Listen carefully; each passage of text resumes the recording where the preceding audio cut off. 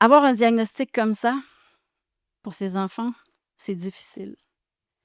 Mais la dernière phase du deuil, c'est l'acceptation. C'est quand on accepte le diagnostic, quand on accepte que nos enfants vont avoir un chemin différent.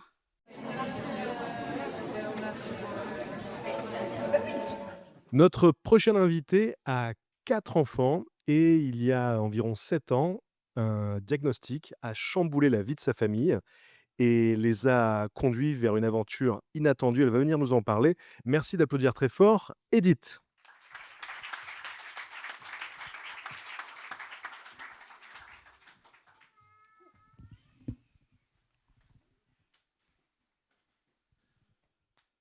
On a tous des histoires, on peut en témoigner. Mais jamais j'aurais pensé que la mienne serait le sujet d'un documentaire de National Geographic. Encore moins qu'un jour, j'écrirai un livre sur mon histoire. Je sais pas si vous avez remarqué, mais la vie, elle ne nous demande pas vraiment la permission avant de nous lancer des défis. Mais si on n'a pas le choix des défis qui nous sont imposés, on a toujours le pouvoir de décider comment on va y réagir. Et vraiment, c'est là que tout se joue. On a 2 choix. On peut subir ou on peut grandir. Il y a 7 ans, j'ai appris que 3 de mes enfants avaient une mutation sur le gène PDE6B, qu'ils étaient atteints de rétinite pigmentaire et qu'ils allaient perdre la vue. Apprendre que ces enfants vont devenir aveugles, c'est un choc. Puis, on passe vraiment par toutes les étapes du deuil. D'abord, il y a le déni. C'était une maladie qu'on ne connaissait pas. Il n'y a personne dans notre famille qui en est atteint. On s'est dit que c'était une erreur médicale. Puis ensuite, il y a la colère. On se dit, pourquoi moi? Pourquoi eux? Qu'est-ce qu'on a fait pour mériter ça? Puis évidemment, il y a la tristesse. On est triste pour notre famille, pour le futur. Puis, pour se sortir du deuil, il a vraiment fallu se mettre en action. C'est ce qui m'a aidé à reprendre le contrôle, de mettre dans l'action. Et comme il n'y avait pas de traitement, j'ai voulu trouver des outils pour aider mes enfants, pour les préparer pour le futur. Et c'est là qu'il y a une spécialiste qui m'a dit « La meilleure chose que vous pouvez faire pour le moment, c'est de remplir leur mémoire visuelle. » Puis elle nous parlait de regarder des photos de girafes et d'éléphants dans des livres pour qu'ils puissent avoir une image. Une fois qu'ils seront aveugles, ils sauront à quoi ça ressemble. Et ça a allumé une étincelle. Ça, c'était quelque chose de concret qu'on pouvait faire. Alors, en discutant avec mon mari, on s'est dit qu'on ferait les choses en grand et qu'on irait les voir en vrai, les girafes et les éléphants. Et après, on a commencé à ajouter des destinations. Et on a décidé de partir avec nos 4 enfants pour 1 an en voyage autour du monde. Au final, on a voyagé pendant 15 mois, 426 jours pour être plus précis. On a visité 15 pays. J'ai pris plus de 40 000 photos. Je suis un petit peu exagérée. Puis c'est certain que de raconter une aventure de cette ampleur en 10 minutes, c'est tout un défi. J'aurais probablement des anecdotes à vous raconter jusqu'à demain matin. Je vous promets, je vous fais un effort, ça ne devrait pas dépasser. J'aurais pu vous parler de tous les moments magiques et extraordinaires qu'on a vécus pendant ce voyage. Les plages de Zanzibar, faire du cheval dans les steppes de Mongolie, faire un trek au Népal, dans l'Annapurna. J'aurais pu vous raconter quand on a fait de la montgolfière au Cappadoce, au lever du soleil, entouré de centaines d'autres montgolfières. Moment qu'un de mes garçons a très bien résumé quand il m'a regardé et a dit « Maman, on dirait qu'on est dans un rêve. » C'était vraiment l'ambiance du moment. Je pourrais vous parler de la première girafe, la première fois qu'on a vu une girafe. On était dans le Kalahari, dans un Jeep, et on ne s'attendait pas du tout à voir des animaux. Et soudainement, il y avait une immense girafe droit devant nous. On a tous figé, je crois qu'on avait tous la bouche ouverte.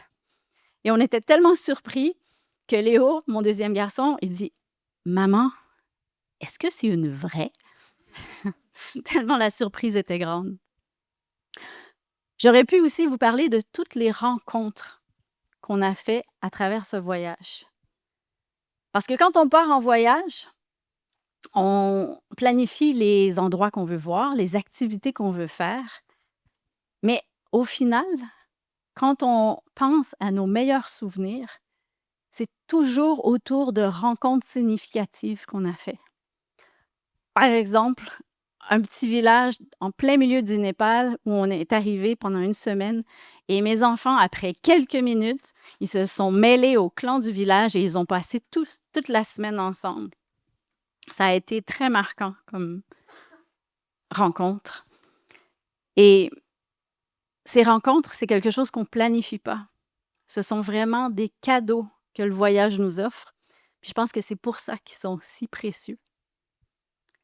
J'aurais pu aussi vous parler de toutes les mésaventures de notre voyage. Il y en a beaucoup. Mais pour ceux qui ont vu le documentaire, je pourrais vous raconter l'anecdote qui est la plus connue. Quand on a été pris dans un téléphérique en Équateur, on s'est retrouvés à 6, pris dans une petite cabine, suspendue au-dessus des airs, pendant plusieurs heures. En fait, on est resté pris pendant 11 heures. Si vous pensez que c'est long de distraire vos enfants pendant un trajet de voiture, imaginez 11 heures dans une cabine en pleine nuit. C'était tout un défi. Mais tous ces moments pendant le voyage, ces moments où on est sorti de notre zone de confort, c'est des moments qui ont permis à mes enfants de développer leur capacité d'adaptation. Et comme leur vision elle va se dégrader lentement, ils vont toujours devoir s'adapter. Alors, ce voyage leur a vraiment permis de développer leur résilience et c'est quelque chose qui va leur être utile toute leur vie. Mais le moment que j'ai choisi de vous raconter, c'est un tout petit moment qui a vraiment changé toute notre façon d'aborder le voyage. Parce qu'on est parti en voyage avec l'intention de montrer la beauté du monde à nos enfants. Comme si nous, en tant qu'adultes, on savait ce que c'était la beauté. Hein, les 7 merveilles du monde, le top 10 Instagram, les sites de l'UNESCO. Et un de ces sites, c'était à Detevlei, en Namibie. C'est un site vraiment extraordinaire. Il y a d'immenses dunes orangées. Le ciel est d'un bleu, mais clair, très profond. Clair, très profond. d'un beau bleu. Et devant, il y a des arbres noirs calcinés par le soleil qui sont là depuis des centaines d'années. C'est vraiment un site unique. Pour se rendre là, on avait traversé la moitié du globe en avion. On avait fait des dizaines d'heures de voiture. Et arrivé sur place, Laurent, mon petit dernier qui avait 5 ans, il gardait les yeux dans le sable et il s'amusait avec les petits insectes. Alors là, j'étais énervée. J'ai dit, mais Laurent, regarde les dunes. Peut-être que c'est la seule fois dans ta vie où tu vas pouvoir voir ce site. Et lui, il m'a répondu, il dit, mais maman, mais je les ai vues, les dunes. Mais regarde les insectes. Alors, je me suis arrêtée. Je me suis assise dans le sable à côté de lui et j'ai pris le temps de les regarder, ces insectes. Et vous savez quoi? Ben, il avait raison. Ils étaient vraiment magnifiques. Ils étaient tout noirs, luisants avec des longues pattes. Et puis quand ils se promenaient dans le sable, ça laissait tout un tracé dans le sable orange, un peu comme de la dentelle. C'était vraiment très joli. Et là, je me suis dit, mais je suis qui, moi, pour décider que ces dunes valent mieux que des insectes qui dessinent de la dentelle?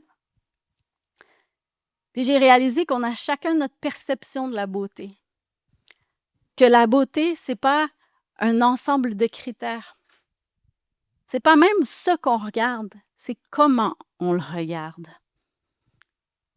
Et en fait, on n'a pas montré la beauté du monde à nos enfants. On leur a offert l'espace et le temps pour qu'ils puissent apprécier leur propre beauté et par le fait même la partager avec nous. Donc le voyage, ça a été un des apprentissages du voyage. Il y en a eu beaucoup d'autres, mais celui-là, de pouvoir apprécier la beauté du monde à travers ceux de nos enfants, a été très précieux. Avoir un diagnostic comme ça, pour ces enfants, c'est difficile. Mais la meilleure chose, la dernière phase du deuil, c'est l'acceptation. C'est quand on accepte le diagnostic, quand on accepte que nos enfants vont avoir un chemin différent. Un chemin différent, mais tout aussi beau, avec autant de sens. C'est à ce moment qu'on peut regarder vers le futur, qu'on peut se mettre en action. Mes enfants, ils vont avoir beaucoup de défis dans leur vie. Mais la meilleure chose qu'on peut faire en tant que parent, c'est de leur donner tous les outils pour affronter ce qui s'en vient. Puis le voyage, mais ça a été un extraordinaire moyen de le faire.